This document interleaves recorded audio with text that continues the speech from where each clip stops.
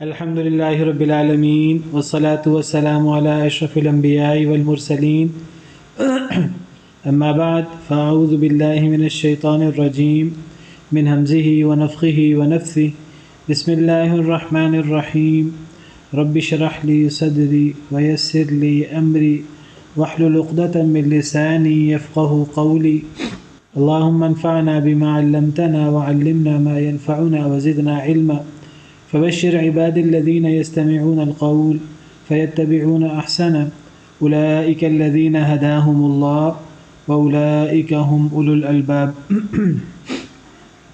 أعوذ بالله من الشيطان الرجيم بسم الله الرحمن الرحيم وقالوا أئذا كنا عظاما ورفاتا أئنا لمبعوثون خلقا جديدا وقالوا أئذا كنا اور انہوں نے کہا اذا کیا جب کننا ہم ہو جائیں گے عظاماً ہڈیاں ورفاتاً بوسیدہ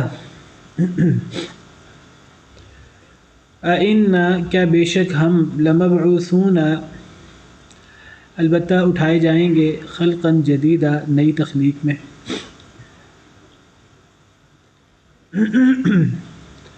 اللہ تعالیٰ کفار مکہ اور ان کا رویہ بیان کر رہے ہیں۔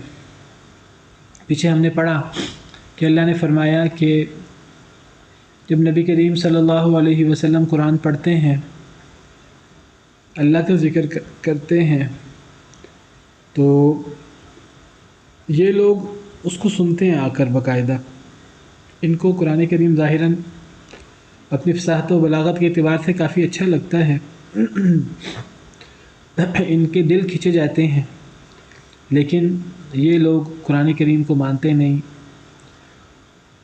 اللہ کی کتاب نہیں مانتے، تدبر نہیں کرتے اس پر ایمان نہیں لاتے کہ وہ قرآن کریم پر ایمان لا کر، اللہ کی کتاب مان کر، اللہ اور نبی کریم صلی اللہ علیہ وسلم پر ایمان لا کر اپنی زندگی کی اصلاح کر لیں، اپنے رویوں کی اصلاح کر لیں، اپنے شرک، اپنے خرافات جو ان کے آباء و اجداد سے چلے آ رہے تھے، یہ اس کی اصلاح کریں، وہ اس پر تیار نہیں ہوتے تھے۔ ان کو پتہ تھا قرآن کو ماننے کا مطلب، لا الہ الا اللہ محمد رسول اللہ پڑھنے کا مطلب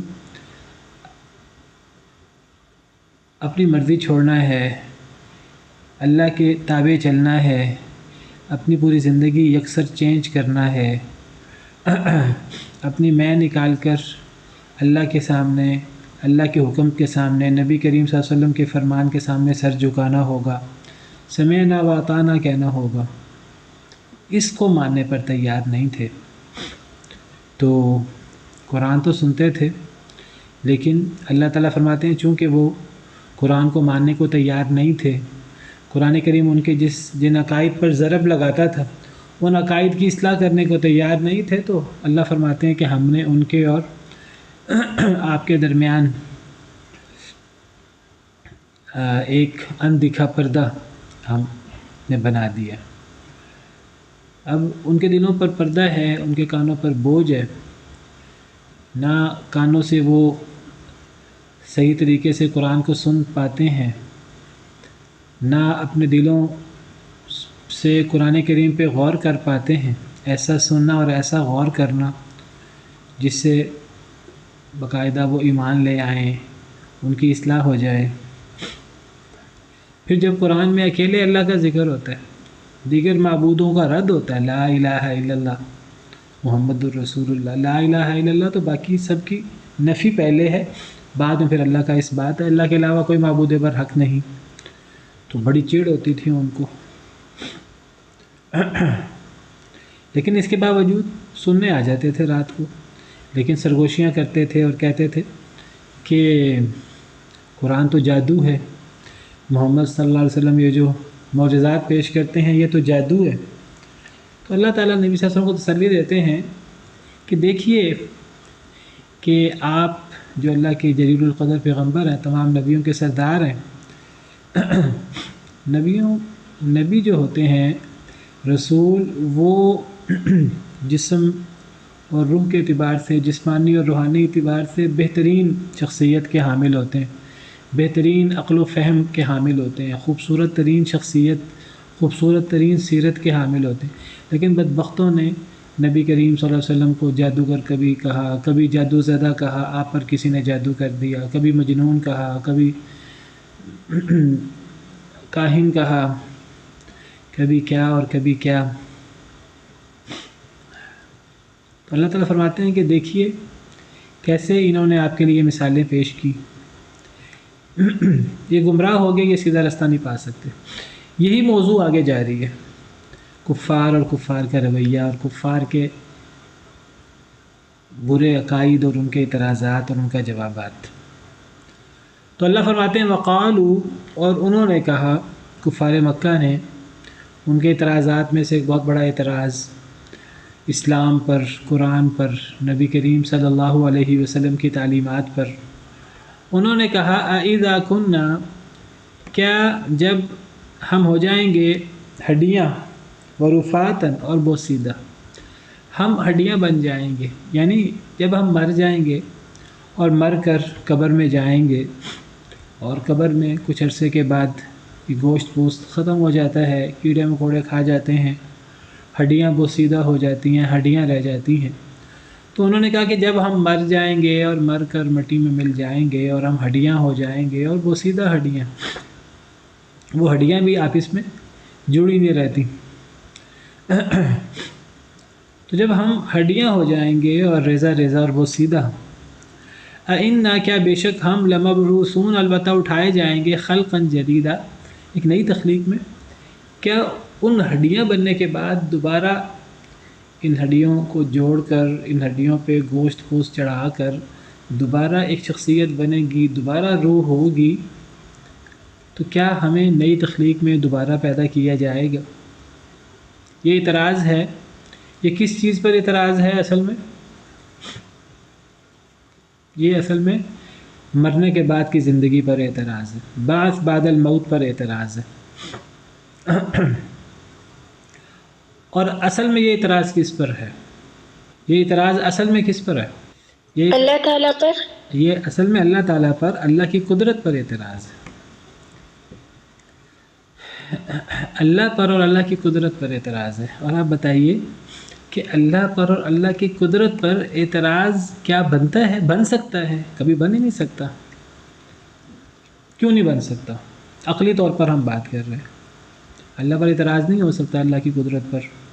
جو اللہ تعالیٰ پہلی بار پیدا کر سکتا ہے تو وہ دوسری بار کیوں نہیں کر سکتا؟ ہاں، یہ دلائل میں سے ایک دلیل ہے بہت بڑی، لیکن ویسے میں کہہ رہا ہوں، دیکھیے آپ ایک بات پہ غور کیجیے، قرآن کریم اکثر جو کفار کے اعتراض پیش کرتا ہے، ان اعتراض کا رد کرتا ہے، تو وہ ایسا رد نہیں ہوتا کہ جو عقلی نہ ہو۔ قرآن کریم لاجک کے مطابق بات کرتا ہے، عقل کے مطابق بات کرتا ہے، کیونکہ قرآن کریم میں کفار کے جن اعتراض کا جواب دیا گیا ہے وہ اس انداز سے جواب دیا گیا ہے کہ جب کفار ان اعتراضات کا جواب اگر درد دل کے ساتھ سنیں، اگر اس نیت کے ساتھ سنیں کہ اگر یہ جواب ایسا ہوا کہ ہمارے پاس جواب نہ بن پڑا تو ہم ایمان لے آئیں گے، تو قرآن کریم جو جواب دیتا ہے کفار کی باتوں کے، وہ عقلی جواب دیتا ہے، لاجک کے مطابق جواب دیتا ہے۔ قرآن کریم کے جواب ایسے نہیں ہوتے کہ دیکھیے ہم مسلمان ہیں، ہم مسلمان تو قرآن کی ہر بات، ہم تو کہتے ہیں اللہ کا حکم ہے، اللہ کا حکم سمجھ کر ہم چپ کر جائیں گے۔ کفار کے اعتراضات کے جواب ایسے نہیں ہیں کہ کفار اس کو اللہ کا حکم سمجھ کے چپ کر جائیں گے۔ کیوں؟ کیونکہ وہ اللہ کی قدرت کے پہلے ہی، جی وہ اللہ کو مانتے ہی نہیں پہلے، یا قرآن کو اللہ کی کتاب مانتے ہی نہیں، یا تو قرآن کو اللہ کی کتاب مان لیں نا، اگر قرآن کو اللہ کی کتاب مان لیں ہماری طرح، پھر تو وہ بلائنڈ فیتھ ہو ان کا، ہم مسلمانوں کی طرح، لیکن وہ قرآن کو اللہ کی کتاب مانتے ہی نہیں، وہ نبی کریم صلی اللہ علیہ وسلم کو اللہ کا رسول مانتے ہی نہیں۔ جب وہ قرآن کو اللہ کی کتاب نہیں مانتے تو میں اصل میں جو بات کر رہا ہوں، میں اس لیے بات کر رہا ہوں کہ قرآن کریم نے کفار کے بہت سارے اعتراضات توحید کے بارے میں، رسالت کے بارے میں، قرآن کی حقانیت، قرآن کے اللہ کی وحی ہونے کے بارے میں، بہت سارے اعتراضات جو کفار کے ہو سکتے ہیں، قرآن نے ان کے جواب دیے ہیں۔ ہم بعض دفعہ مسلمان سمجھتے ہیں کہ وہ جواب اصل میں بس ایسے جواب ہیں کہ وہ مسلمانوں کے لیے ہیں، اور ہم ان کو اسی انداز سے لیتے ہیں، ہم کئی دفعہ ان جوابات پہ غور نہیں کرتے۔ میں کہتا ہوں ہمیں ان جوابات پہ غور کرنا چاہیے، اور اگر ہماری کبھی کافروں سے، کبھی ہماری جو ہے وہ ملحد لوگوں سے بحث و مباحثہ ہو تو ہمیں قرآن کے دلائل پیش کرنے چاہیے، کیونکہ قرآن کے دلائل اصل میں وہ ان کفار مکہ کے لیے تھے کہ جو کفار مکہ قرآن پر ایمان نہیں لاتے تھے، جو اللہ پر ایمان نہیں لاتے تھے، جو نبی کریم صلی اللہ علیہ وسلم پر ایمان نہیں لاتے تھے، تو کفار نے اصل میں ان کے اعتراضات کا جواب دیے ہے، اور ایسا جواب دیے ہے مسکت کہ ان کے پاس قرآن کے جوابات کے بعد کوئی بات باقی نہیں تھی ان کے پاس، ایسے بہترین جواب دیے ہیں قرآن نے۔ تو یہ سارے جوابات عقلی ہیں، لاجک کے مطابق ہیں۔ اب کفار کا جو اعتراض ہے بعد الموت کے بارے میں، آپ بتائیے کہ وہ عقلی اعتراض ہے؟ وہ کبھی عقلی ہو سکتا ہے؟ وہ بالکل بھی عقلی اعتراض نہیں ہے، وہ بالکل بھی ایسا اعتراض نہیں ہے جو عقل کی بنیادوں پر، عقل و فہم پر پورا اترتا ہو۔ ان کا اعتراض عقلاً ہی صحیح نہیں ہے۔ توحید کے بارے میں جو ان کے اعتراضات ہیں کہ اللہ کے علاوہ اور معبود بھی ہیں، ان کا یہ اعتراض بھی بالکل عقل و فہم سے آ رہی ہے۔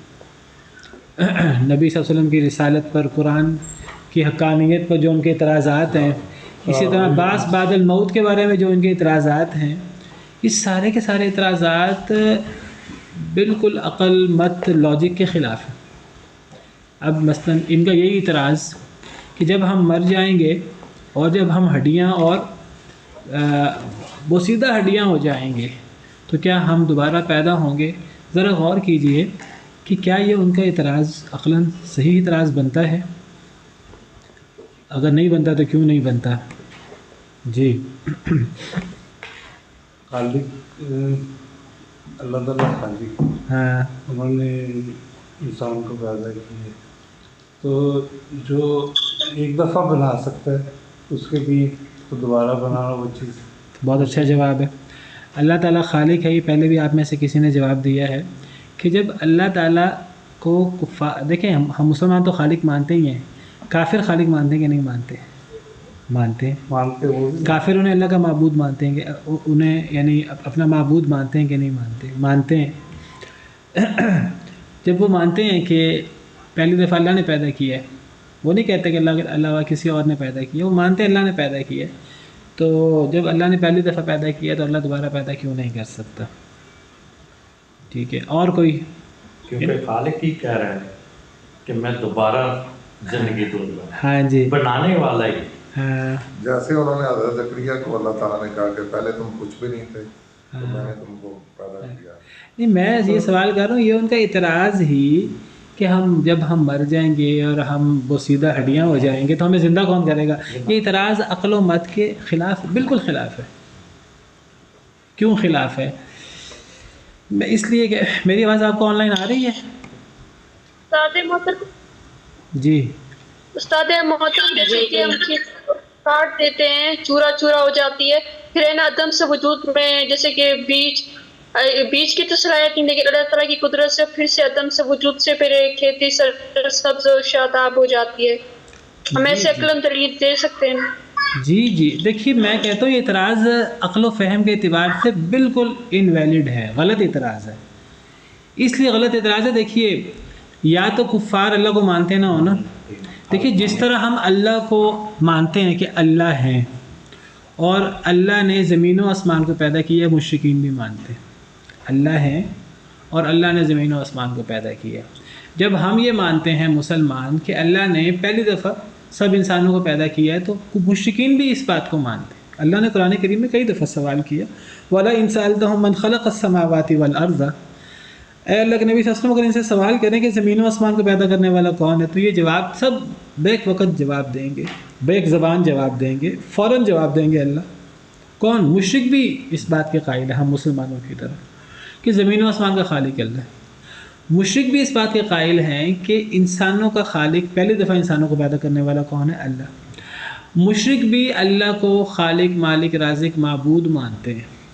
مشرک بھی اللہ کو فعال لما یرید مانتے ہیں کہ اللہ معبود ہے اور اللہ جو چاہے کرے۔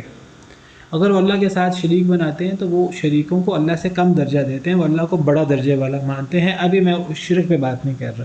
مشرک بھی اللہ کو معبود مانتے ہیں اور اللہ کو علی کل شیء قدیر مانتے ہیں۔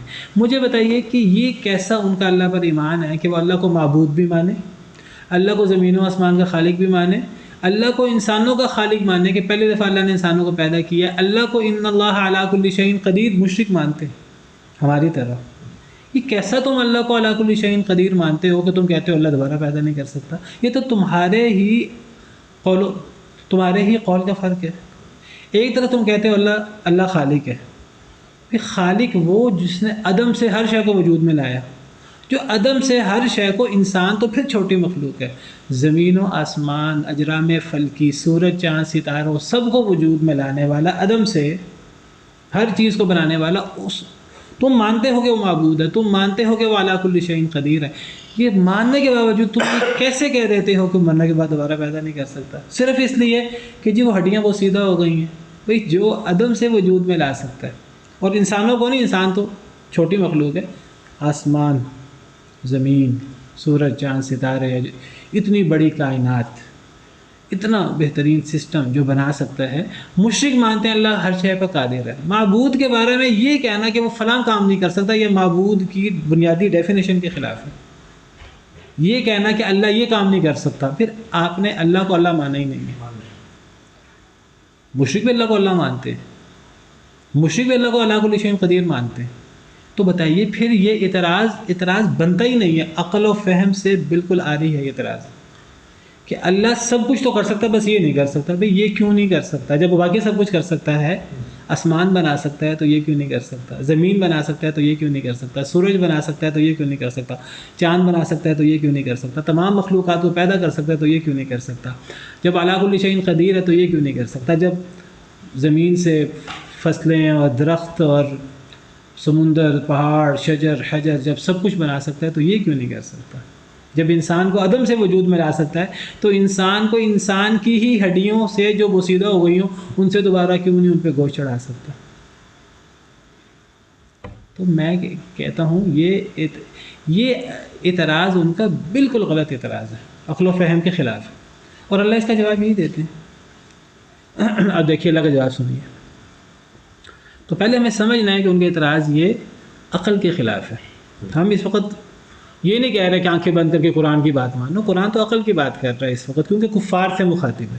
کفار تو قرآن کو وہ تو عقلی جواب چاہیں گے، تو قرآن عقلی جواب دیتا ہے۔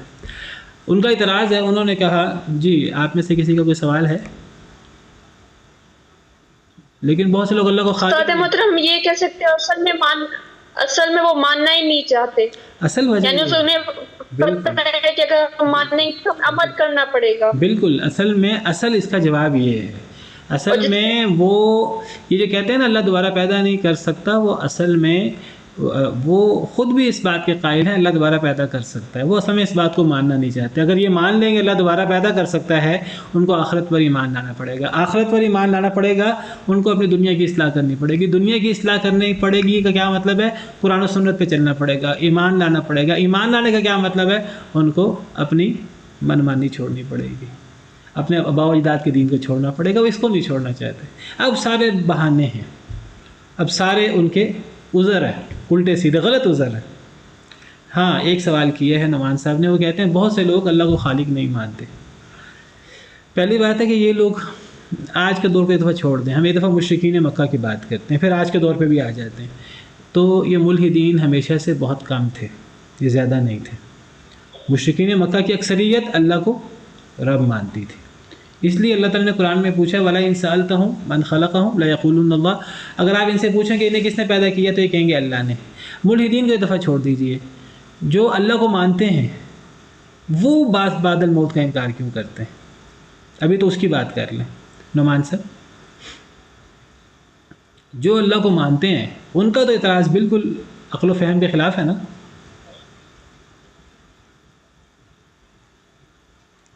نعمان صاحب. السلام علیکم. وعلیکم جی سر وہ آپ کی آواز کٹ گئی تھی میرے پاس شاید جی نیٹ کی. جی میں کہہ رہا ہوں کہ جو اللہ کو خالق مانتے ہیں ان کا اعتراض تو عقل و فہم کے خلاف ہے نا. جی بالکل ان کا تو سمجھ میں آ گیا کہ ان کا عقل و فہم کے خلاف ہے. اچھا بالکل یہ اختلاف ہے. لیکن جی ان لوگوں کا آج کل میں ابھی بات کرتا ہوں، اگلی بات کرتا ہوں ابھی. تو مشرکین مکہ میں اکثریت اس دور میں ملحدین کم ہوتے تھے. آج بھی اکثریت بلیورز کی ہے، ٹھیک ہے. یہود و نصارہ آج سارے یہود و نصارہ ملحد نہیں ہیں نعمان صاحب. آج یہود و نصارہ ملحد نہیں ہیں. اکثر یہود و نصارہ اکثر وہ یعنی حضرت موسیٰ کو اللہ کا نبی مانتے ہیں، حضرت عیسیٰ کو اللہ کا نبی مانتے ہیں، اور آخرت کے قائل ہیں، اور موٹی موٹی چیزوں کے وہ قائل ہیں. صحیح ہے. تو مسلمان آپ ابھی یہود و نصارہ کو چھوڑ دیجئے، وہ جو تورات و انجیل کی بات کرتے ہیں، جو آخرت کی بات کرتے ہیں، وہ بھی اپنی اصلاح نہیں کرتے. آپ ان کو چھوڑ دیجئے. مسلمان جو مسلمان نماز نہیں پڑھتے، جو مسلمان سود کھاتے ہیں، جو مسلمان ہر غلط کام کرتے ہیں، آج عوام میں سے ہوں، حکمرانوں میں سے ہوں، جن کو اللہ کا ڈر نہیں ہے، آپ بتائیے مسلمان تو اللہ کو مانتے ہیں، آخرت کو مانتے ہیں، مسلمان اپنی اصلاح کیوں نہیں کرتے؟ ٹھیک ہے. اچھا اب ہم بات کرتے ہیں، ہاں جی اب ہم بات کرتے ہیں ان لوگوں کے جو اللہ کو مانتے ہی نہیں ہیں، یا جو اللہ کو یعنی ملحد ہیں، جو اللہ معاف کرے آج مسلمانوں میں بھی اپنے آپ کو مسلمان کہلانے والوں میں بھی بہت سارے لوگ جو ہیں وہ اللہ کی ذات کے اوپر ہی آج اعتراض کرتے ہیں. تو ایک منٹ صرف جی. تو نعمان صاحب جو لوگ ملحد ہیں، کیا یہ کہنا اللہ نہیں ہے یہ بات عقل و فہم کے مطابق ہے؟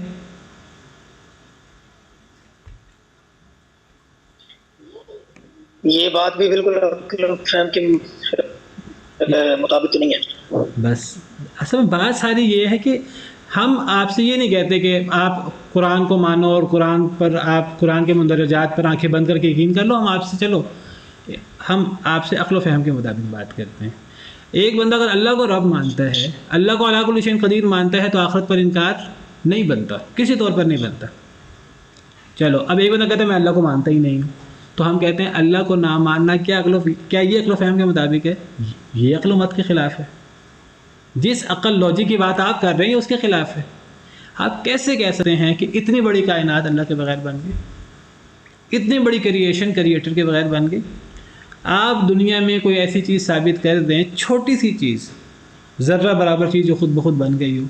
جب وہ چیز خود بخود نہیں بن سکتی، یہ گلاس میرے سامنے پڑا ہے، یہ موبائل میرے سامنے پڑا ہے، یہ لیپ ٹاپ میرے سامنے پڑا ہے، جب یہ چیزیں خود بخود نہیں بن سکتی تو اتنی بڑی کائنات اور اتنے دقیق اصولوں پر کہ وہ سیکنڈوں کے فرق سے پورا کا پورا نظام دھرم برم ہو جائے.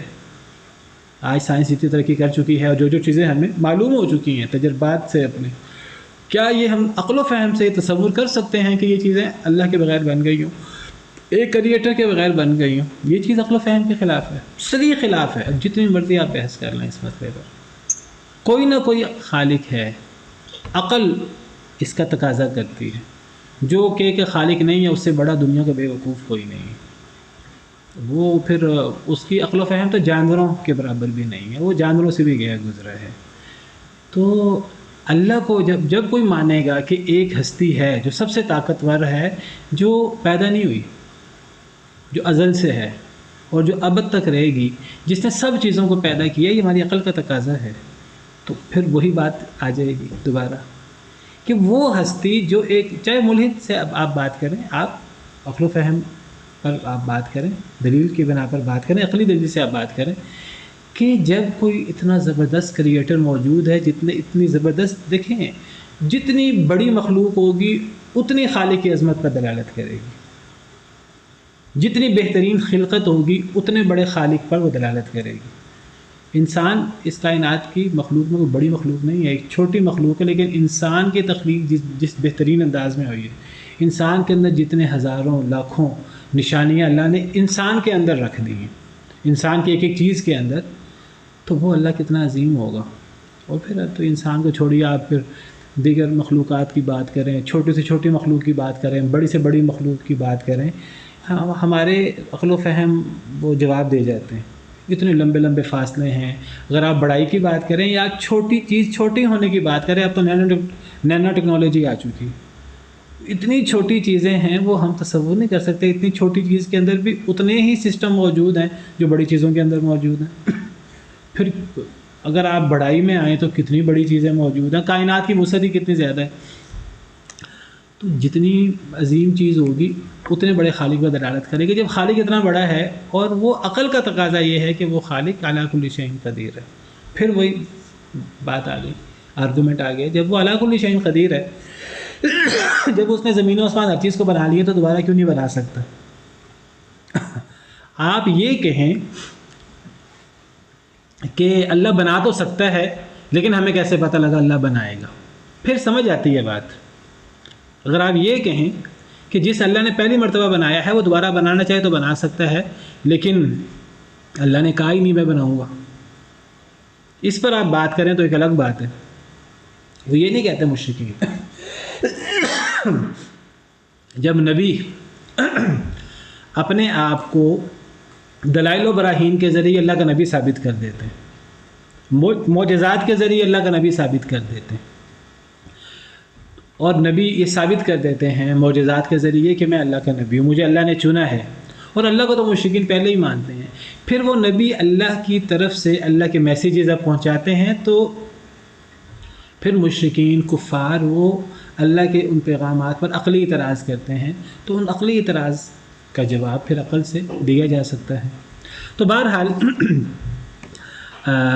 آخرت پر اعتراض، بعث بعد الموت پر یہ اعتراض کہ جب انسان مر جائے گا اور جب انسان جو ہے وہ قبر میں چلا جائے گا اور ہڈیاں بن جائے گا اور بوسیدہ ہڈیاں ہو جائے گا، تو پھر انسان کو جو ہے وہ دوبارہ پیدا کرنا تو بڑا مشکل کام ہے۔ یہ اعتراض سرے سے ہی غلط ہے، یہ اللہ کی قدرت پر اصل میں اعتراض ہے۔ اسی لیے اللہ تعالیٰ اس کو کہتے ہیں تکذیب ہے، یہ اللہ تعالیٰ کی، یہ اللہ کی قدرت، اللہ کی شان، اللہ کی صفت خلاقیت، تخلیق، اس کی تکذیب ہے، اللہ کی قدرت کی تکذیب ہے۔ اور اللہ اس کا جواب کیسے دیتے ہیں؟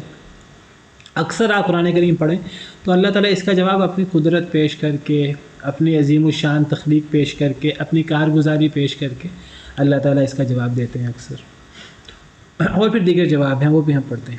تو انہوں نے کہا کہ کیا جب ہم ہڈیاں ہوں گے اور بوسیدہ ہو جائیں گے، کیا ہم البتہ اٹھائے جائیں گے ایک نئی تخلیق میں؟ اللہ کیا جواب دیتے ہیں؟ اصل میں اللہ کی قدرت پر اگر اعتراض ہے تو اللہ پھر فرماتے ہیں قُلْ كُونُوا حِجَارَةً وَحَدِيدًا، کہہ دیجیے اے اللہ کے نبی صلی اللہ علیہ وسلم، تم ہو جاؤ حجارتاً پتھر، او حدیدہ یا لوہا، او خلقا مما یکبر فی صدورکم، یا کوئی ایسی تخلیق جو اس سے بھی زیادہ بڑی ہو تمہارے دلوں میں، تمہارے سینوں میں، تمہارے خیال میں کوئی اس سے بھی بڑی اگر تخلیق ہو، مخلوق ہو سکے، تخلیق ہو سکے، تو تم اس کو بھی تصور کر لو، تم وہ بھی بن جاؤ۔ یعنی اللہ فرماتے ہیں کہ تم کہتے ہو کہ جب ہم ہڈیاں ہو جائیں گے تو ہڈیاں تو بے جان ہوتی ہیں، پھر ہڈیاں بھی بوسیدہ ہو جائیں، پھر ہڈی بھی وہ ایسی ہڈی نہ ہو جو بالکل تازہ تازہ ہو، وہ ہڈی کو بھی لمبا عرصہ گزر گیا ہو، بالکل بوسیدہ بربری ہڈی، بوسیدہ وہ ہڈی ہو جائے تو کیسے زندگی اس کے اندر آئے گی؟ اللہ فرماتے ہیں ہڈیوں کے اندر زندگی آنا، تم ہڈیوں کو چھوڑ کر تم پتھر بن جاؤ، پتھر میں تو اس سے زیادہ سخت ہوتے ہیں پتھر ہڈی سے، ان کے اندر تمہارے نزدیک زندگی آنا ہڈی سے بھی زیادہ مشکل ہے۔ ہڈی تو کم از کم ایک وقت تھا جب اس ہڈی میں جان تھی، اس ہڈی کے اوپر گوشت تھا، اور یہ گوشت پوست کے اندر ہڈی تھی۔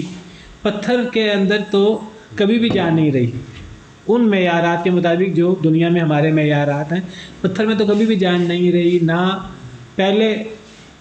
اب پتھر ہے، کوئی چٹان ہے بہت بڑی، ہم یہ تو نہیں کہیں گے کہ وہ لاکھ سال پہلے اس کے اندر زندگی تھی، 1 کروڑ سال پہلے اس کے اندر زندگی تھی، ہماری طرح ان کے اندر بھی جان تھی، ان کے اندر بھی روح تھی۔ ہڈیوں کے اندر تو چلو پہلے جان تھی، تم ہڈیوں کو چھوڑ دو، تم کہتے ہو ہڈیوں میں زندگی دوبارہ نہیں آ سکتی، تم ہڈی کو چھوڑ دو، تم پتھر لے لو، تم پتھر بن جاؤ، یا تم لوہا بن جاؤ جو پتھر سے بھی زیادہ سخت ہے، جس کے اندر اس سے پہلے بھی جان نہیں تھی، نہ پہلے جان تھی نہ اب جان ہے۔ یا یہ پتھر اور لوہا بھی چھوڑو، تم اس سے کوئی اور بڑی چیز، اس سے اور کوئی سخت ایسی چیز جو تمہارے خیال میں آ سکے، جس کے اندر جان آنا بالکل ممکن نہیں ہے، تم وہ بھی بن جاؤ، اگر اللہ چاہے تو اللہ اس کے اندر بھی جان لے آئے۔ یعنی اللہ کی قدرت پر تم اعتراض کر رہے ہو، اللہ کی قدرت پر تو اعتراض ہو ہی نہیں سکتا۔ ہڈی اور بوسیدہ ہڈی میں جان پیدا کرنا، وہ ہڈی، وہ بوسیدہ ہڈی جو پہلے جیتی جاتی تھی، جو انسانی جسم کے اندر، جانوروں کے اندر ہڈیاں موجود ہیں، انسانی جسم کے اندر ہڈی موجود ہے۔ تو ہڈی کے میں بات کر رہا تھا کہ ہڈی کے اندر تو پہلے جان موجود تھی، اب فوت ہو گیا وہ انسان، قبر میں چلا گیا، اب اس کا گوشت پوست جو ہے وہ مٹی نے کھا لیا، کیڑوں نے کھا لیا، اب ہڈی بوسیدہ ہو گئی۔ تو اس ہڈی کے اندر اللہ جان کیوں نہیں دوبارہ پیدا کر سکتا؟ اس ہڈی کے اوپر اللہ گوشت دوبارہ کیوں نہیں چڑھا سکتا؟ اگر تمہیں لگتا ہے کہ ہڈی پر گوشت چڑھانا مشکل ہے تو اللہ فرماتے ہیں کہ تم ہڈی کو چھوڑو، تم پتھر بن جاؤ، تم لوہا بن جاؤ، یا تمہارے سینوں میں یا تمہارے دلوں میں کوئی اس سے بڑی چیز ہے جس کے اندر جان ڈالنا تمہارے نزدیک زیادہ مشکل ہے، تم وہ بن جاؤ، تم نے جو بننا ہے وہ بن جاؤ۔ اللہ نے تو پیدا کرنا ہی کرنا ہے، اللہ نے تو مرنے کے بعد زندگی دینی ہی دینی ہے۔ اب اللہ نے جو زندگی دینی ہے، میدان محشر قائم کرنا ہے، تو تمہارا اس میدان محشر پر ایمان لانا کیا وقت رکھتا؟ کوئی وقت نہیں رکھتا۔ یہ نہیں کہ تم ایمان لاؤ گے میدان محشر پر تو اللہ تمہیں وہاں بلائیں گے، نہیں ایمان لاؤ گے تو اللہ بلائیں گے ہی نہیں۔ تم میدان محشر پر ایمان لاؤ گے، نئی زندگی پر ایمان لاؤ گے تو اللہ تمہارا حساب کریں گے، ورنہ نہیں کریں گے۔ اللہ تو ان چیزوں کے محتاج نہیں ہے۔ تم ہڈی چھوڑو، تم پتھر بن جاؤ، تم لوہا بن جاؤ، تم اس لوہے سے بھی کوئی اور اوپر کی چیز بن جاؤ۔ اللہ نے تو پیدا ہی کرنا ہے، اور اللہ نے حساب لینا ہی لینا ہے۔ تم نے جو کرنا ہے کر لو۔ مانتے ہو تب بھی اللہ نے حساب لینا ہے، نہیں مانتے اللہ نے پھر بھی حساب لینا ہے۔ اس سے تمہاری جان نہیں چھوٹ سکتی۔ تو جب جان نہیں چھوٹ سکتی تو اس کا حل کیا؟ اس کا حل کیا؟ دنیا کے اندر اپنی اصلاح کر لو، ایک ہی حل ہے، اللہ کے بندے بن جاؤ، ایک ہی حل ہے۔ یہ اعتراض عقلی اعتراض ہے ہی نہیں، یہ اعتراض اصل میں وہی جو بات ہوئی نا شروع میں، یہ بغیم بینہم والا اعتراض ہے، یہ میں نہ مانوں والی بات ہے۔ یعنی یہ وہ اعتراض ہے کہ آپ 100 نشانیاں دیکھیں، 1000 نشانیاں دیکھ کر بھی آپ ایمان نہیں لائیں گے، یہ وہ والا اعتراض ہے۔ تو یہ اصل میں اعتراض ہے ہی نہیں، ہڈی میں جان کیسے پڑ سکتی ہے، یہ تو اعتراض اصل میں ہے ہی نہیں۔ جو اللہ عدم سے انسان کو وجود میں لا سکتا ہے، تو وہ اللہ اسی انسان کے مرنے کے بعد دوبارہ اس ہڈی کے اوپر دوبارہ گوشت کیوں نہیں چڑھا سکتا؟ اور اللہ نے دنیا میں اس کی مثالیں دکھائی ہیں۔ حضرت عزیر علیہ السلام کا واقعہ تیسرے بارے میں موجود ہے کہ نہیں؟ وہ ایک شخص کہا جاتا ہے وہ حضرت عزیر علیہ السلام تھے، ایک بستی کے پاس سے گزرے، کہنے لگے کہ یہ بستی جو ہے نا بڑی کھنڈرات کا شکار ہو گئی ہے، کیا یہ بستی بھی زندہ ہو سکتی ہے دوبارہ؟ کیا یہ بستی دوبارہ انسانوں سے بھر سکتی ہے؟ دوبارہ یہ بستی، بیٹا پیچھے سے بیٹھ جائے، کیا یہ بستی، اس کے اندر دوبارہ انسان جو ہیں وہ پہلے کی طرح بس سکتے ہیں اور یہ ایک پر رونق شہر بن سکتی ہے؟ ان کے دل میں ایک سوال پیدا ہوا، اللہ کی قدرت پر اعتراض نہیں تھا، ایک سوال پیدا ہوا، تو اللہ نے ان کو سلا دیا، یا اللہ نے ان کو موت دے دی، اور وہ 100 سال تک سوئے رہے یا مرے رہے۔ ان کے ساتھ گدھا تھا اور ان کے ساتھ کھانا تھا۔ بعض مفسرین کہتے ہیں حضرت عزیر علیہ السلام تھے۔ تو 100 سال گزر گئے، 100 سال بعد اللہ نے اٹھایا، ان کے جسم پر 100 سال گزرنے کے کوئی اثرات نہیں تھے۔ وہ سمجھیے اللہ نے مار دیا، مارنے کے بعد 100 سال بعد اللہ نے زندہ کر دیا، ان کا جسم بالکل ویسے تھا جیسے وہ 100 سال پہلے مرے تھے۔ ان کے جسم پر جیسے کچھ گھنٹے ہی گزرے ہیں، یہ کیفیت، جیسے انسان رات سوتا ہے، صبح اٹھ جاتا ہے، دن میں سوتا ہے، 2-3 گھنٹے بعد اٹھ جاتا ہے۔ تو اللہ نے پوچھا کہ کتنی دیر تم سوئے رہے ہو یا کتنی دیر تم مرے رہے ہو؟ وہ کہنے لگے ایک دن یا دن کا کچھ حصہ۔ تو اللہ نے کیا فرمایا؟ بل لبثت 100 عام، تو ایک 100 سال مرا رہا ہے، ایک 100 سال سویا رہا ہے۔ اب ان کو یقین کیسے آئے؟ ان کو تو اب اللہ نے پھر ان کو بتایا کہ فانظر بل لبثت 100 عام فانظر الى حمارك ولنجعلك آیۃ، اپنے گدھے کو دیکھ لیں، ولنجعلك آیۃ للناس، ہم تجھے، تیرے گدھے کو، تیرے کھانے کو، ہم تیری چیزوں کو لوگوں کے لیے نشانی بنانے والے ہیں۔ اپنے گدھے کو دیکھ لیں۔ اب وہ گدھا تھا نہیں وہاں ہڈیاں تھیں۔ اللہ کا کرنا ایسا ہوا کہ وہ گدھے پر 100 سال گزر گئے تھے اور ان شخصیت پر کوئی اثر نہیں ہوا تھا۔ اب گدھے پر 100 سال گزر گئے اور گدھا جو ہے وہ اس کا گوشت پوش ختم ہو کر ہڈیاں اور بوسیدہ ہڈیاں، جس کی کفار بات کرتے ہیں، وہ ہڈیاں تھیں وہاں سے کوئی گزرا نہیں گزرا۔ وہ جو شہر تھا وہ پورا ہرا بھرا شہر بن چکا ہے جس شہر سے وہ گزرے تھے، کسی ایسی جگہ پر تھے جہاں کوئی نہیں آیا اس 100 سال کے درمیان، اللہ کی قدرت۔ تو وہ گدھا وہ ہڈیوں کی صورت میں وہاں موجود تھا۔ اللہ نے صرف گدھے کی ہڈیاں نہیں دکھائیں، اللہ نے اس گدھے کو ان کے سامنے ان ہڈیوں کو تازہ ہڈیاں کیا، ان کے اوپر گوشت چڑھایا۔ وانظر الى حمارك ولنجعلك آیۃ للناس وانظر الى العظام کیف ننشزها ثم نکسوها لحما، ان ہڈیوں کو دیکھو کیسے ہم ان ہڈیوں کو اٹھاتے ہیں، کیسے ہم ان کے اوپر گوشت چڑھاتے ہیں۔ ہڈیاں ان کے سامنے، وہ پنجر بنا، پنجر بن کے وہ تازہ ہوا، اس کے اوپر گوشت چڑھا، اس کے اندر روح آئی، گدھا بن گیا۔ اور دوسری طرف ان کا کھانا تھا، کھانا پہلے خراب ہوتا ہے، مرتے تو جانور بہت بعد میں ہیں، کھانا تو کچھ گھنٹوں میں خراب ہو جاتا ہے۔ اللہ کا کرنا ایسا ہوا کھانے پر بھی 100 سال نہیں گزرے یا 100 سال گزرے، ہر چیز کے پیچھے اللہ کا حکم چل رہا ہے۔ کھانا بالکل ٹھیک ٹھاک، کھانا بھی ٹھیک ٹھاک، پانی بھی ٹھیک ٹھاک، نہ ان کے جسم پر 100 سال گزرنے کے اثرات ہیں، نہ کھانا پانی پر 100 سال گزرنے کے اثرات ہیں۔ وانظر الى طعامك ولنجعلك آیۃ للناس، کھانا لم یتسنى، کھانا جو ہے نا وہ سیدھا بھی نہیں ہوا تھا۔ کھانے پر 100 سال نہیں گزرے، ان کی شخصیت پر 100 سال گزر گئے تھے لیکن اثرات نہیں ہوئے، ان کی شخصیت پر 100 سال گزرنے کے اثرات نہیں ہوئے، گدھے پر 100 سال گزرنے کے اثرات ہوئے، اور اللہ نے ان کے سامنے گدھے کو زندہ بھی کر دیا۔ اور پھر جب وہ جس شہر کو دیکھ کر انہوں نے کہا تھا کہ یہ کھنڈرات والا شہر دوبارہ آباد کیسے ہو سکتا ہے، نکلے تو وہ شہر آباد تھا۔ کتنی نشانی اللہ نے ایک ہی واقعے میں دکھا دی۔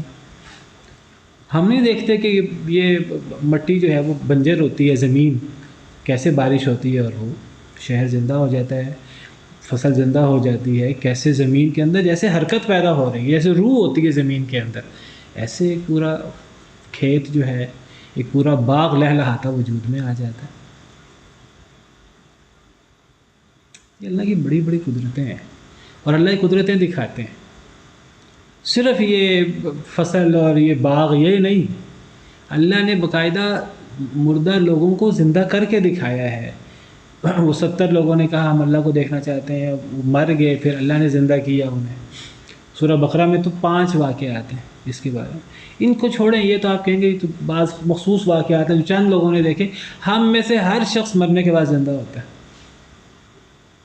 سوتا ہے رات کو، مرتا ہے صبح زندہ ہوتا ہے۔ اور جب انسان سوتا ہے، سونے پر انسان کی بہت سی کیفیات موت سے متشابہ ہیں۔ انسان کی سماعت بھی کم ہو جاتی ہے، انسان کا سونگنا اور باقی حسیات بھی کم ہو جاتی ہیں۔ یہ نہیں کہ اسے ختم ہو جاتی ہیں، کم ہو جاتی ہیں۔ اور جب کوئی اٹھاتا ہے انسان کو تو انسان دوبارہ حرکت میں آ جاتا ہے۔ اصل میں ہم سمجھتے ہیں کہ نہیں یہ تو بس سویا ہوا تھا، ہمیں نہیں پتہ وہ روح نکلی ہوئی تھی، وہ روح دوبارہ لوٹ آتی ہے اللہ کے حکم سے۔ سورہ کہف میں بھی ہر انسان اس مرحلے سے زندگی میں ہزاروں مرتبہ گزرتا ہے۔ اور پھر اب تو سائنس ترقی کر گئی ہے، آج لوگ انکار کریں تو کیسے انکار کریں؟ آج تو سائنس ہمیں کہتی ہے کہ ہمارے اندر کتنے سیلز ہیں، بلینز اور ٹریلینز سیلز ہیں، ہر لمحے مر رہے ہیں اور ہر لمحے زندہ ہو رہے ہیں ہمارے اندر۔ ابھی بات کرتے کرتے میرے اندر، آپ کے اندر، سنتے سنتے کتنے سیلز ہیں جو مر رہے ہیں اور جو زندہ ہو رہے ہیں۔ یہ تو ہر لمحہ تخلیق، موت کا، تخلیق کا عمل جاری ساری ہے۔ بھئی انسان جو بڑا ہو رہا ہے، یہ انسان بڑا تو نہیں ہو رہا، یہ مر رہا ہے، زندہ ہو رہا ہے، یہ ایک مرحلے سے دوسرے مرحلے میں جا رہا ہے، یہ ہر مرحلہ نئی تخلیق ہے۔ یہ کیسے ہو سکتا ہے کہ ایک چیز چھوٹی ہے وہ بڑی ہوتی جا رہی ہے؟ بڑی نہیں ہو رہی، وہ نئی تخلیق ہوتی جا رہی ہے۔ موت بھی ہو رہی ہے، تخلیق بھی ہو رہی ہے ہر انسان کے اندر۔ اور یہ تو وہ چیزیں ہیں جو ابھی تھوڑی بہت ہم نے ڈسکور کی ہیں، ابھی انسان کے اندر ہی اتنی چیزیں ہیں جو ہم ڈسکور ہی نہیں کر سکے دیگر مخلوقات کے اندر۔ تو یہ اللہ اور اللہ کی شان، اس اللہ کے بارے میں یہ کہنا کہ ہم جب بوسیدہ ہڈیاں ہوں گے تو ہمیں زندہ کون کرے گا؟ اللہ کہتے ہیں ہڈیوں سے تم پتھر بن جاؤ، تم لوہا بن جاؤ، یا اس سے بڑی کوئی مخلوق بن جاؤ تمہارے تصور میں جو آ سکے۔ اللہ کے لیے تو کوئی مشکل نہیں ہے۔ اللہ کے لیے یہ اربوں کھربوں لوگوں کو زندہ کرنا مرنے کے بعد ایسے ہی جیسے ایک شخص کو زندہ کرنا۔ ما خلقکم ولا بعثکم الا کنفس واحدہ، تم سب کو پیدا کرنا پہلی مرتبہ یا دوبارہ اٹھانا بعث بعد الموت ایسے ہے جیسے ایک نفس کو زندہ کرنا۔ اللہ نے تو ایک نفس کیا، اللہ نے تو اربوں کھربوں، ہماری تو گنتی ختم ہو جاتی ہے، اللہ نے ان کو پیدا کیا ہے۔ لیکن اب وہی بات ہے کہ یہ لوگ، ان کا اصل میں اعتراض تو اللہ کی قدرت پر ہے ہی نہیں، اصل تو ہٹ درمی ہے نہ ماننا، ابھی بھی ان کو سمجھ نہیں آتی۔ فَسَيَقُولُونَ مَن يُعِيدُنَا، اللہ کہتے ہیں پس عنقریب وہ کہیں گے کون ہمیں دوبارہ لوٹائے گا، کون ہمارا اعادہ کرے گا، یعنی کون ہمیں دوسری زندگی دوبارہ دے گا۔ اب دوسرا جواب، ایک جواب تو یہ ہے کہ یہ اللہ کی قدرت کے خلاف نہیں ہے، تم ہڈیوں سے بڑی سخت مخلوق بن جاؤ، اللہ پھر بھی پیدا کر سکتے ہیں۔ اب دوسرے انداز کا جواب، وہ کہتے ہیں ہمیں کون دوبارہ زندہ کرے گا؟ اللہ کہتے ہیں جس نے تمہیں پہلی مرتبہ پیدا کیا۔ قُلِ الَّذِي فَطَرَكُمْ أَوَّلَ مَرَّةٍ، اے اللہ کے نبی صلی اللہ علیہ وسلم آپ فرما دیجئے وہ تمہیں دوبارہ زندگی دے گا جس نے تمہیں پہلی زندگی دی تھی۔ پہلی زندگی یاد رکھیں دوسری زندگی سے نسبتاً، ہم انسانوں کے اعتبار سے اللہ کے لیے کوئی چیز مشکل، کم مشکل، زیادہ مشکل نہیں ہے۔ جب اللہ کو ہم نے علی کل شیء قدیر مان لیا، اب یہ کہنا کہ جی انسان چھوٹی مخلوق ہے، اللہ کے لیے انسان کو پیدا کرنا آسان ہے، آسمان بڑی مخلوق ہے تو اللہ کے لیے آسمان کو پیدا کرنا مشکل ہے، یا ایک انسان کو پیدا کرنا اللہ کے لیے آسان ہے، کروڑوں اربوں کھربوں انسانوں کو پیدا کرنا اللہ کے لیے مشکل ہے۔ اللہ کے لیے تو مشکل والی بات ہی کوئی نہیں ہے نا۔ جب اللہ کو خالق مان لیا، معبود مان لیا، علی کل شیء قدیر مان لیا، فعال لما یرید مان لیا، اللہ کون کہیں ہر چیز ہو جاتی ہے۔ جب یہ مان لیا تو پھر پیچھے چیز رہ کیا گئی؟ کوئی چیز نہیں پیچھے رہ گئی۔ پھر تو یہ فلاں چیز آسان ہے اللہ کے لیے، فلاں چیز زیادہ مشکل ہے، یہ بھی بحث ختم ہو جاتی ہے۔ لیکن ہم انسانوں کے اعتبار سے کہ دوبارہ پیدا کرنا آسان ہوتا ہے، پہلی دفعہ پیدا کرنا مشکل ہوتا ہے۔ ایک چیز موجود ہے، ایک ڈی این اے موجود ہو، ایک آج سائنس کہتی ہے، اس سے پہچاننا کہ یہ کس کا ڈی این اے آسان ہے۔ ایک ڈی این اے ہو، ایک سیل ہو، اس سے پیدا کرنا آسان ہے، لیکن عدم سے وجود میں لانا تو ہم انسانوں کے اعتبار سے مشکل کام ہے۔ تو اللہ کہتے ہیں کہ وہ کہتے ہیں دوبارہ کون پیدا کرے گا؟ اللہ کہتے ہیں جس نے پہلی دفعہ پیدا کیا وہ دوبارہ بھی پیدا کر دے گا۔ اور قرآن میں اللہ نے اس کو ذکر کیا ہے، وَهُوَ الَّذِي يَبْدَأُ الْخَلْقَ ثُمَّ يُعِيدُهُ، وہ اللہ جس نے تخلیق کی ابتدا کی پھر وہ دوبارہ اعادہ بھی کرے گا، وَهُوَ أَهْوَنُ عَلَيْهِ، اور وہ چیز اللہ پر بہت آسان ہے، زیادہ آسان ہے۔ ہم انسانوں کے اعتبار سے اللہ نے بتایا دوبارہ پیدا کرنا پہلی دفعہ پیدا کرنے کی نسبت زیادہ آسان ہے۔ پہلی مرتبہ تو اللہ عدم سے وجود میں لائے۔ جی جیسا کہ اللہ کو پہلی بار پیدا کرنا مشکل ہوتا ہے بیٹا، اللہ کے لیے مشکل نہیں ہے، ہم انسانوں کے اعتبار سے وہ چیز زیادہ مشکل ہے۔ نہیں، لیکن اللہ تعالیٰ کیا کہتے ہیں کہ جیسا کہ اللہ نے ایک مثال دی ہے کہ ایک چیز پہلی بار مشکل ہوتی ہے، دوسری چیز ہم انسانوں کے اعتبار سے عام حالات میں پہلی دفعہ پیدا کرنا مشکل ہوتا ہے۔ اللہ تعالیٰ کو پہلی بار پیدا کرنا مشکل ہے، اللہ کے لیے مشکل نہیں ہے، اللہ کے لیے تو ایک جیسا ہے۔ ایک جیسا اللہ کے لیے چونٹی کو پیدا کرنا، اللہ کے لیے آسمان کو پیدا کرنا، اللہ کے لیے کوئی فرق تو نہیں ہے۔ ہم کہ اللہ کو آسمان پیدا کرنے میں زیادہ محنت کرنی پڑتی ہے؟ نہیں، اللہ کے لیے تو برابر ہے۔ بہت ہی جیسا کہ آپ نے یہ بات بتائی ہے کہ آسمان 2 دن سے بنا اور زمین 4 دن سے بن گئی، تو پھر آپ یوں کیوں کہتے ہیں اللہ تعالیٰ کو محنت نہیں کرنی پڑی؟ بیٹا وہ جو 4 دن میں زمین بنی، آسمان 2 دن میں بنے، اس لیے نہیں وہ 4 دن اور 2 دن میں بنے کہ اللہ اس سے پہلے بنا نہیں سکتے تھے۔ اللہ تو کن کہتے تو آسمان بن جاتے، زمینیں بن جاتی۔ پھر اللہ نے آسمان کو 2 دن میں کیوں بنایا، پھر اللہ نے زمین کو 4 دن میں کیوں بنایا؟ وہ اللہ کی اپنی حکمت ہے اس کے اندر، یہ نہیں اللہ اسے پہلے بنا ہی نہیں سکتے تھے، یہ ہمیں سمجھنے کی ضرورت ہے۔ اللہ تو کن کہتے تو آسمان زمین بن جاتے، اللہ کن کہہ کر چونٹی کو پیدا کر سکتے ہیں، کن کہہ کر آسمان کو پیدا کر سکتے ہیں۔ یہ اللہ کی قدرت ہے۔ اس اللہ کی قدرت کو جس کو ہم بھی مانتے ہیں، مشرکین بھی مانتے ہیں، پھر اللہ کی ذات پر اعتراض بنتا ہی نہیں ہے، یہ عقلاً یہ اعتراض غلط ہے۔ تو یہ جس نے پہلی دفعہ پیدا کیا ہے، دیکھیے حضرت زکریا نے کہا کہ میں بوڑھا ہوں، مجھ سے اولاد کیسے ہو سکتی ہے؟ اللہ کی قدرت پر اعتراض نہیں تھا سمجھنے کے لیے، ورنہ اللہ سے دعا ہی نہ کرتے۔ اللہ نے وہاں بھی یہی دلیل دی کہ معجزاتی طور پر بوڑھے سے اولاد پیدا ہونا وہ آسان ہے۔ اللہ کہتے ہیں حضرت زکریا کو، تجھے تو میں نے عدم سے پیدا کیا، تو پھر تیرے بیٹے کو اگر میں تو بوڑھے سے پیدا کر دوں، تیری بیوی بانجھ ہے اس سے پیدا کر دوں، تو اللہ کے لیے کیا مشکل ہے؟ وَقَدْ خَلَقْتُكَ مِن قَبْلُ وَلَمْ تَكُ شَيْئًا، میں نے تجھے اس سے پہلے پیدا کیا تھا اور تو کچھ بھی نہیں تھا۔ جب تجھے اللہ عدم سے وجود میں لا سکتا ہے، تجھے تیری بیوی کو، تو تجھ بوڑھے سے اور تیری بانجھ بیوی سے اللہ اولاد پیدا کیوں نہیں کر سکتا؟ اللہ کے لیے کوئی مشکل نہیں ہے، نہ اللہ کے لیے فلاں چیز آسان ہے فلاں چیز مشکل ہے، یہ کوئی مسئلہ ہے۔ لیکن دیکھیں جس نے نہیں مانا وہ ابھی بھی نہیں مانتا۔ فَسَيُنْغِضُونَ إِلَيْكَ رُؤُوسَهُمْ، بس ان قریب وہ ہلائیں گے تیری طرف اپنے سر۔ يُنْغِضُونَ أَنْغَضَ يُنْغِضُ، سر ہلانا، سر ہلانے سے کیا مراد ہے؟ وہ تیری طرف سر ہلائیں گے اور کہیں گے یہ کب ہوگا؟ یہ اصل میں ایک مذاق اور استہزاء کا انداز ہے کہ وہ کفار ابھی بھی نہیں مانیں گے، ابھی بھی وہ مذاق اڑائیں گے، اچھا کیسے ہو سکتا ہے؟ پھر سر ہلا کر مذاق کرتے کرتے استہزاء کرتے کرتے پوچھیں گے اچھا یہ کب ہوگا؟ تو اللہ کہتے ہیں قل، اے اللہ کریم صلی اللہ علیہ وسلم آپ فرما دیجیے عسیٰ ان یکون قریبا، شاید کہ یہ بہت قریب ہو۔ یعنی یہ کب ہوگا؟ یعنی یہ قیامت کب آئے گی؟ پھر قیامت کے بعد میدان محشر، ابھی تو پتہ نہیں، کفار سمجھتے ہیں، پہلے مانتے ہی نہیں ہیں۔ اگر وہ کہتے ہیں کہ اگر چلو ہو بھی گیا، پتہ نہیں ابھی قیامت آنے میں کتنے ہزار لاکھ سال پڑے ہیں، پھر قیامت کے بعد پھر میدان محشر میں کتنے ہزاروں سال پڑے ہیں، پتہ نہیں اتنی دیر ہے ہونا کہ نہیں ہونا۔ اور یہ چیز اللہ معاف کرے، کافر تو کافر، کئی مسلمان بھی کمزور ایمان والے، شکوک و شبہات رکھنے والے، وہ بھی اس قسم کی بات کرتے تھے، پتہ نہیں کتنی دیر ہے ابھی، اتنی دیر کو انتظار کرے۔ اللہ کہتے ہیں کوئی دیر نہیں ہے، آپ کہہ دیجئے اللہ کے رسول عسیٰ ان یکون قریبا، شاید کہ وہ قریب ہو۔ سیدنا ابن عباس فرماتے ہیں قرآن میں جہاں بھی شاید ہے، وہ شاید کے معنی میں نہیں ہے، وہ یقین کے معنی میں بہت قریب ہے۔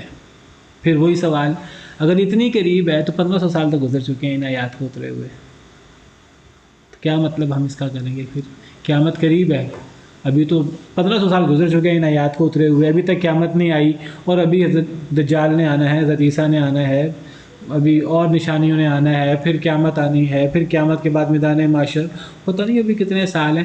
تو اللہ یہ کیوں کہتے ہیں کہ بہت قریب ہے؟ جو مر گیا اس کے لیے تو اصل میں ہر انسان کے اعتبار سے دیکھیں، موت کون سی دور ہے؟ جس کی موت آ گئی آ سمجھیے اس کا تو پھر قیامت آ گئی نا، من مات قامت قیامت ہو۔ اور موت آنے میں کوئی وقت نہیں ہے، موت آنے میں ایک بچہ 10 سال کا وہ سمجھو کہ جی ابھی تو چلو، جو بوڑھے ہیں ان کے تو بہت جلدی آ سکتی ہے، مجھے تو ابھی 50-60 سال مجھے مل جائیں گے، کون گارنٹی دے سکتا ہے؟ 10 سال کا بچہ چھوڑیں، 5 سال کا بچہ چھوڑیں، 2 سال کا بچہ چھوڑیں، پیدا ہونے والا بچہ جو ہے کون گارنٹی دے سکتا ہے وہ کتنی دیر بچے گی؟ کب چلتی سانس ختم ہو جائے گی؟ پانی کا بلبلہ ہے، کب یہ بلبلہ پھٹ جائے، کب یہ چلتی سانس کی ڈوری ٹوٹ جائے؟ تو جس کا کوئی عطا پتہ نہیں ہے، کوئی یقین نہیں ہے، تو وہ کسی لمحے بھی ہو سکتا ہے۔ جب وہ کسی لمحے ہو سکتا ہے تو وہ قریب ہے، اور جب موت اتنی قریب ہے تو پھر قیامت بھی اتنی قریب ہے۔ یوم یدعوکم فتستجیبون بحمدہ، وہ دن ہے کہ جس دن وہ بلائے گا تمہیں۔ آج تو انسان اعتراض کرتا ہے نا، قیامت کے دن جب قیامت ہوگی، اب ماننے والے ان کو بھی آنا پڑے گا، جو نہیں مانتے آنا تو انہیں بھی پڑے گا۔ اس دن اب کوئی مانے یا نہ مانے، پھر اس دن رب العالمین بلائے گا، اس دن وہ بلائے گا تمہیں اللہ۔ فتستجیبون بحمدہ، کوئی انکار نہیں کر سکے گا، پس تم جواب دو گے اللہ کی تعریف کر کے۔ کافر بھی اللہ کی تعریف کریں گے اور جواب دیں گے، ان کو آنا پڑے گا، اور تمہیں اللہ کی تعریف کر کے جواب دینا پڑے گا۔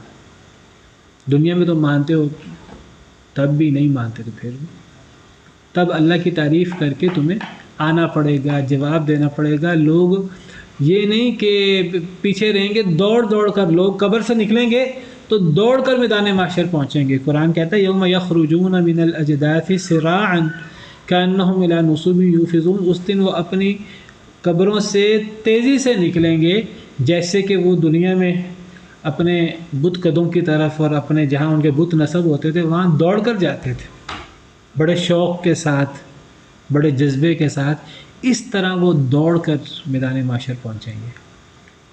کوئی پیچھے نہیں رہے گا، کوئی سستی نہیں کرے گا، وہ ایسے دوڑے گا جیسے پیچھے کوئی چیز لگی ہوئی ہے، اور اللہ کی تعریف کر کے وہ جواب اللہ بلائیں گے، آ جاؤ سب تعریف کر کے اور اللہ کی تسبیح کر کے، مسلمان ہیں کافر ہیں سب کو وہاں پیش ہونا پڑے گا۔ وَتَظُنُّونَ، اور تم گمان کرو گے، إِن لَبِثْتُمْ إِلَّا قَلِيلًا، نہیں تم ٹھہرے مگر بہت تھوڑا۔ تم گمان کرو گے جس دنیا کی زندگی کے دھوکے کی وجہ سے تم آخرت کا انکار کر دیتے ہو، اللہ کا انکار کر دیتے ہو، حالانکہ تمہیں اللہ کے اوپر ایمان لانے کے لیے تمہارے پاس سینکڑوں دلائل ہیں، سینکڑوں ہزاروں نشانی ہیں، ان نشانیوں کو تم انکار کر دیتے ہو۔ تو جس دنیا اور دنیا کی رنگینی اور دنیا کی عیش و عشرت کے پیچھے تم ہر چیز بھول آ جاتے ہو، قیامت کے دن انسان کہے گا کہ تم گمان کرو گے تم دنیا میں بہت تھوڑا ٹھہرے ہو۔ ساری دنیا، ایک بندے نے دنیا میں سینکڑوں سال زندگی گزاری ہو، آج تو زندگی اتنی لمبی نہیں ہوتی، آج تو 60-70 سال اوسط عمر ہے، اس سے پہلے لمبی زندگیاں ہوتی تھیں۔ حضرت نوح علیہ السلام کے زمانے میں 950 سال، 1000 سال، حضرت آدم علیہ السلام کی عمر، حضرت نوح علیہ السلام کی عمر 950 سال، لمبی عمریں ہوتی تھیں، سینکڑوں سال گزارنے والے۔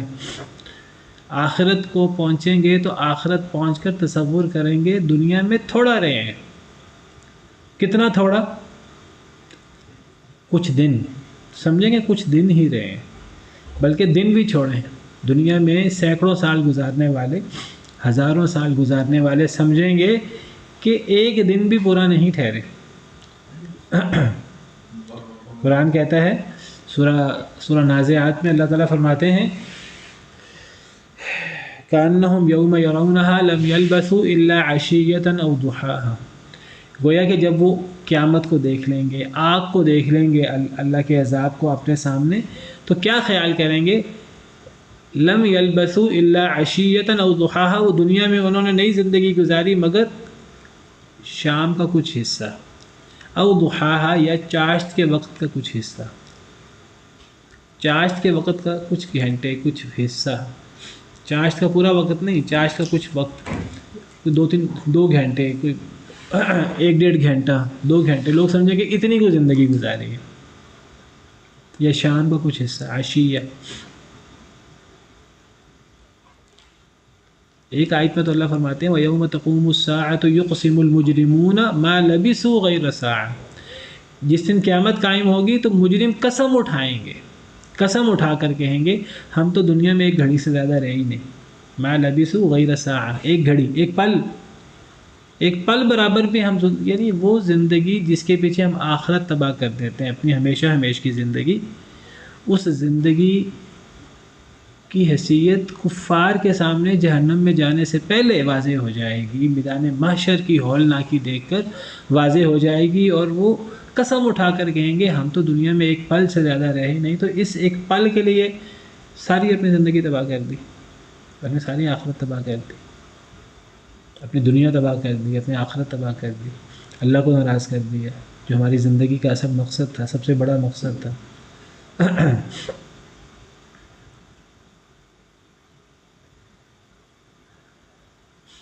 قیامت کے دن بحث و مباحثہ ہو رہا ہوگا، کچھ کہیں گے ہم 10 دن ٹھہرے ہیں، کچھ کہیں گے نہیں ہم کچھ کم دن ٹھہرے ہیں۔ اللہ نے یہ بھی ذکر کیا ہے، اللہ تعالیٰ فرماتے ہیں سورہ طٰہٰ میں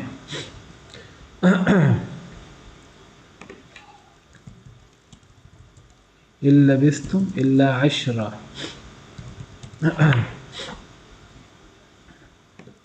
جی یوم ينفخ فی الصور ونحشر المجرمین یومئذ زرقا.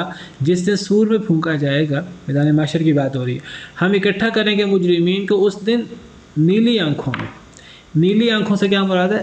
آنکھوں میں نیلاہٹ تب آتی ہے جب شدید خوف ہوتا ہے. مجرم اس دن شدید خوف میں ہوں گے، آنکھیں نیلی ہوں گی ان کی. یتخافتون بینہم، مجرم آپس میں سرگوشیاں کر رہے ہوں گے، چپ کے باتیں کر رہے ہوں گے. ان لبثتم الا عشرا، نہیں تم ٹھہرے مگر 10 دن. کوئی کہے گا 10 دن، کوئی کہے گا 9 دن، کوئی کہے گا چند دن، ایک ہفتہ. نحن اعلم بما یقولون، اللہ فرماتے ہیں ہم جانتے ہیں کہ یہ آپس میں کیا باتیں کر رہے ہیں. اذ یقول امثلهم طریقۃ، جب ان میں سے جو سب سے عقل مند، سب سے بہتر شخص ہوگا نا ان کے دنیا کے اعتبار سے، وہ کیا کہے گا؟ ان لبثتم الا یوما، یہ جو تم 10 دن چند دنوں کی بات کر رہے ہو، یہ چند دن نہیں ہے، نہیں تم ٹھہرے دنیا میں مگر ایک ہی دن، ایک دن ٹھہرے ہو. سورہ نازعات میں دن کا کچھ حصے کی بات ہے، اور سورہ روم کی آپ کے سامنے آیت پیش کی ہے، وہاں تو ایک پل کی بات ہے.